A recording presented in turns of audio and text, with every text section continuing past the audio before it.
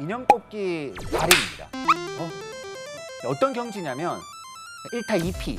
1타 2피. 뭐 이제 뭐 가운데를 노려라 이런 정도가 아니라. 근데 제가 이런 인형 뽑기를 잘하게 된 좀 사연이 있습니다. 제가 이제 모 아침 방송 프로에 나가게 되었는데 인형 뽑기 열풍이 있는데 그 원인이 도대체 무엇이냐를 분석을 좀 해달라는 거예요. 근데 한 번도 안 해봤었어요, 그때까지는.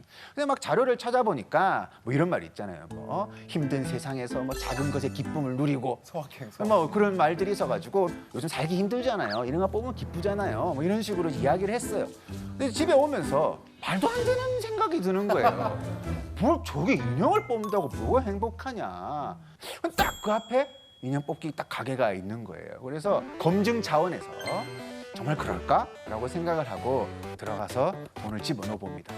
띠리띠리띠리띠리 그러더니 막 들고 막 조금씩 오고 막 떨어뜨리고 해요. 내가 너무 기쁜 거예요. 아직 하나도 안 나왔는데 뭔가 원했던 것이 내 쪽으로 끌어오는 느낌이 굉장히 오랜간만에 느껴보는 기분이었던 거예요. 그러니까 가시적인 목표? 이게 막 생기는 거예요. 그래서 막 공부도 막 하고 그러다가 이제 어느 날 돈을 탁 집어넣고 이거를 탁 끄집어내는데 야, 그 성취감이라는 게 와, 대단한 거예요. 막 속으로. 근데 막 옆에서 막 박수 막 쳐주고 막 그러는 거야, 막. 야, 내가 누군가로부터 그래 부러움을 이렇게 누가 나를 이렇게 부럽다고 한 적이 있었던가. 이 인형을 하나 뽑는데 이렇게 굉장히 기쁘구나라는 생각을 가지게 되었어요. 그래서 제가 이제 그날 이제 이걸 이제 뽑아와서 어느 날 이런 글들을 남기게 되었어요. 노력하면 된다. 노력하면 된다. 우리가 간절히 원하면 된다. 인생이 아니라 인형 뽑기는 정직하더라라는 생각을 가지게 되었습니다. 그게 이제 인형 뽑기 자체가 어떤 생물학적인 기쁨을 주는 게 아니라 그 배경이 워낙 힘들기 때문에 이런 일이 발생을 하는 거겠죠. 아까 소확행이라고 우리가 보통 이야기를 하는데 저는 그 말은 중확행, 대확행이 불가능한 사회이기 때문에 작은 거라도 내가 확실하게 좀 즐겁게 살자 라는 이제 어떤 생각을 가지게 되었습니다. 자, 지금 보고 계시는 한 사진은 밤에 어떤 도시에서 관찰을 해보면 나올 수 있는 일상적인 모습입니다. 근데 어떤 사람은 다른 사회에서 왔다고 가정을 할게요. 그 사람은 저 광경을 보고 어떻게 말을 하냐면 왜 저렇게 도시에 무덤이 많아? 라고 이야기를 하는 거예요. 자, 서울의 지도에서 교회를 검색하면 저렇다고 합니다. 포털 사이트에 검색해보면 멀겋게 나오고 막 굉장히 많거든요. 저 현상을 우리가 과연 그냥 신앙심에 투철한 많은 사람들이 여기 살기 때문이다 라고 해석을 해야 되느냐, 아니면 야, 너 왜 이렇게 신앙심이 투철해? 야, 이거 기도할 게 많잖아. 이걸 우리 가족의 건강부터 시작을 해서 뭐 우리 아이 시험부터 해서 기도할 게 많으면 어떤 사람은 근데 그걸 왜 기도를 해? 그걸 왜 기도로 해결을 하려고 해? 그거는 사회 시스템이 상식적으로 갖춰지면 그 사람들의 고통, 불안이 사라지는 건데 내가 아파도 큰 돈 안 들 수 있는 의료의 공공성을 만들어 놓으면 내가 적극적으로 치료받고 다시 사회에 들어가게 되겠죠. 근데 우리 사회에서 과연 그러한가? 의료의 공공성이 없죠. 주거의 공공성이 없죠. 교육의 공공성이 없죠. 그러니까 뭔가 절박한 거예요.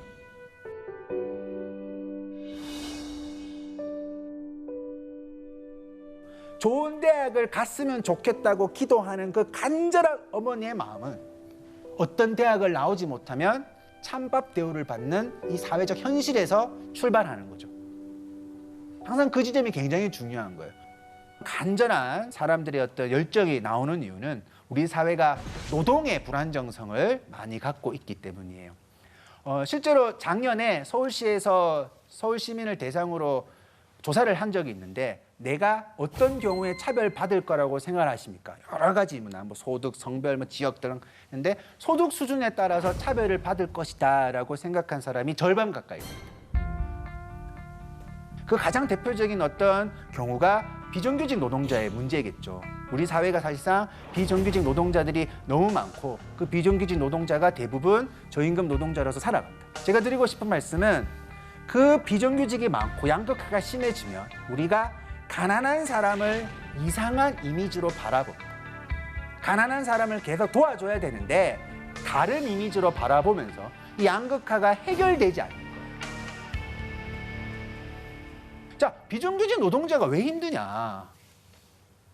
뭐 저 문장에서 다 나오는 거 아닙니까? 아니, 워킹을 하는데 푸어 하는데 뭐 어떡하란 말입니까? 우리 사회 시스템이 이래요. 내가 일을 하면 리치 부자 되겠다라는 게 아니라 가난을 모면하려고 주 40시간 일을 하는 거예요. 아무리 성실하게 일을 해도 내가 만약에 비정규직이다, 파견직이다, 뭐 용역직이다, 그런 어떤 타이틀이 바뀌어지게 되면 내가 아무리 발버둥을 쳐도 가난할 수밖에 없는 계속 상황에 놓여지게 됩니다. 먼저 급여에 대해서도 우리가 간단하게 한번 짚어보면 뭐 여러 가지 뭐 나름의 요즘 이제 정부가 많은 힘을 써서 간격이 좁혀지고는 있지만 비정규직은 정규직이 받는 급여의 70% 이하 정도의 급여를 받고 있습니다. 이것도 되게 좋게 해석을 한 거라고 생각을 하고, 대기업 정규직이 100만 원을 벌 때 비정규직은 35만 원 정도의 급여를 받습니다. 굉장히 열악한 환경이 있다는 거죠. 그리고 노조를 많이 가입을 해야지만 부당한 것을 말을 할 수가 있는데, 우리나라 정규직 같은 경우에는 한 12.8% 정도 노조를 가입을 하고 있는데 비정규직은 1.9% 정도의 노조를 가입하고 있습니다.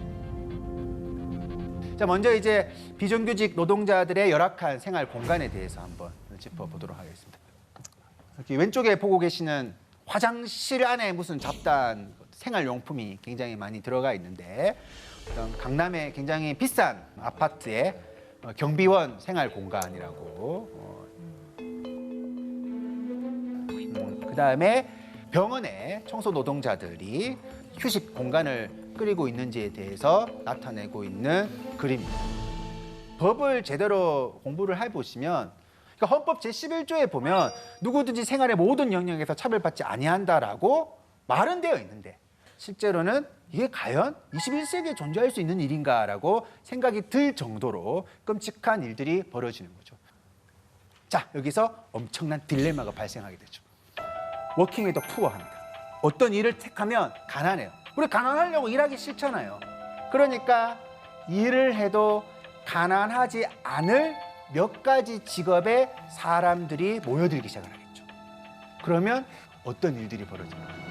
굉장히 많은 것들을 평가하기 시작을 하는 거죠. 그냥 단순히 뭐 학점 갖고 와 이게 아니라 만능인이 돼야 됩니다. 만능인. 성격도 좋아야 되고 뭐 국토 대장정 몇 번 갔다 와야 되고, 막 우리가 취업의 어떤 바늘구멍을 통과하기 위해서 굉장히 많은 사람들이 많은 걸 준비를 해야 됩니다. 자, 그러면 이제 어떤 일이 벌어지냐면 대학교 가서 그것만 준비해서 늦잖아요. 그러니까 굉장히 빨리 경쟁에 들어가는 거죠.